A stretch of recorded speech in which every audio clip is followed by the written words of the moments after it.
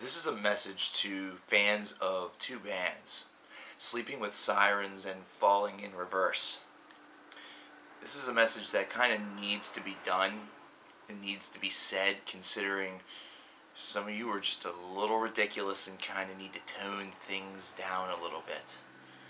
I'm not going to sit here and say that the merch sales, seeing the t-shirts and stuff everywhere, and the constant love and blah blah blah is necessarily a bad thing. Being a fan of something is actually not a problem.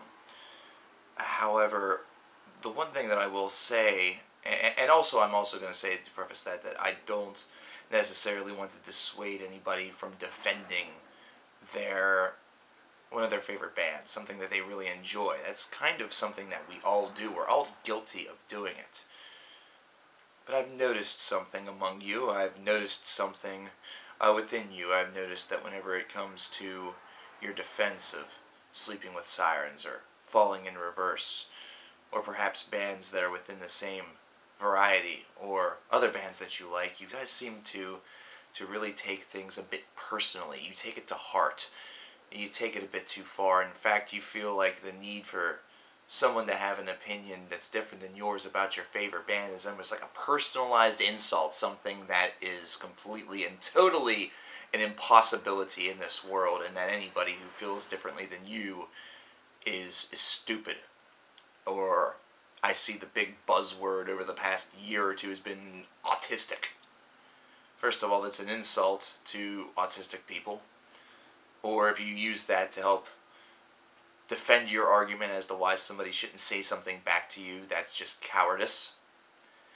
And quite frankly, I don't understand what you see. I've listened to Sleeping with Sirens. I've listened to Falling in Reverse. I've talked about Ronnie Radke from Falling in Reverse from what happened about a month or so ago, and actually defended the man, considering I felt that the allegations by the woman that claimed that he and a couple of the other members of the band's entourage gang raped her were bullshit. And of course it ended up being that it was bullshit. But Falling in Reverse should not be lauded as heroes. They should not be hailed as heroes. This is a group that is very much centered upon Ronnie Radke's dismissal from Escape the Fate. There are lyrics that actually suggest that. Dude, just fucking move on. That and the run-ins with the law definitely created and crafted the arguments that people actually thought that he and other members of the band had participated in this. Because, well, let's take a look at the history of this style of music, or at least this little caravan of bands that this is, a part of. I mean, we take a look at, we take a look at Blood on the Dance Floor, and we take a look at all the negative press that's really associated with Davey Vanity, which is pretty fucking well justified, because that man's just a creep. We take a look at the one bloke, Ian Watkins of Lost Prophets, who did some pretty terrible things to an infant along with somebody else.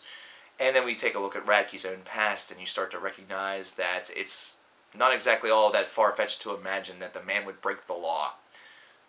He's not really meant to be a hero, but he's been elevated to that status because of the fact that he's in a band, and because of the fact that to some of you he's attractive, which I don't get it. I've never really got that style on men. On chicks, I kind of understand it. It makes a little bit of sense. It's a fashion statement, but that's the thing. Music is not totally a fashion statement. That's not really why we should be into something.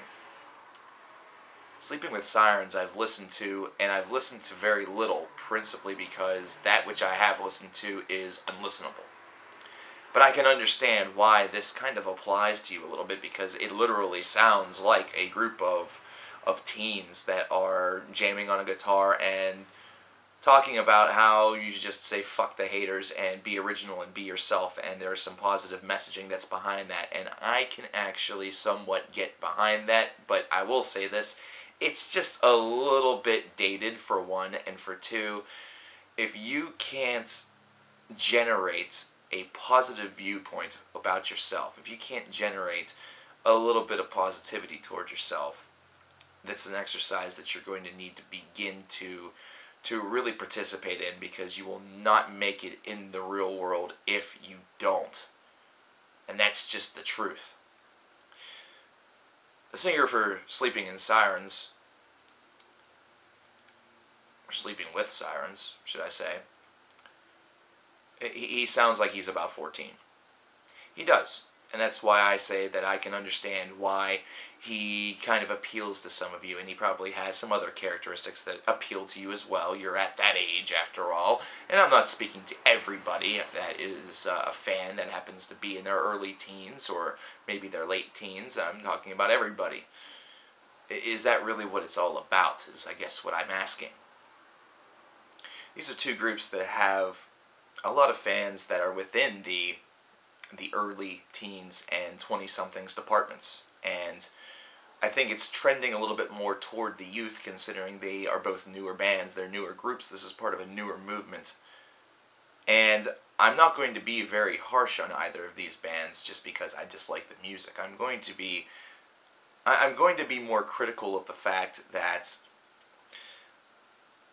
we shouldn't just, as individuals, as musical individuals, just pigeonhole ourselves into one genre, or pigeonhole ourselves into just one little grouping of bands. We shouldn't do it for fashion, we shouldn't do it based around how attractive a singer is, and we shouldn't do it necessarily because the music is what's keeping us from ending it all. Let me just tell you something, and this is something that applies to beyond all of this. If you're thinking at your age, and I'm speaking directly to the youth on this one, if you're thinking at your age that life isn't worth living, man, you need to really work on you a good bit. You do. And it isn't easy. And I will guarantee you this, as a man who worked on him, many, many years ago, it isn't fun. It's not something that happens and occurs instantaneously. It takes a struggle, it takes a lot of blood, it takes a lot of sweat, it takes some tears. But you gotta do it. If it gives you a little bit more of a positive demeanor, if it actually makes you crack a smile, that's great. That's fantastic. That's wonderful. But it isn't going to be a replacement for actually feeling good about yourself and actually building that self-confidence on your own. These are individuals that are probably, no doubt, a lot of fun to see at a live show, and they definitely have a bit of an interactive quality to them. We are, after all, living in the internet age. But what I will say is do not elevate these bands too highly. Do not put them on such a high pedestal that whenever something goes wrong and they get knocked off of it, it doesn't destroy your world. I'm not saying to stop liking these bands. I'm not. I'm not saying that being a fan is a bad thing.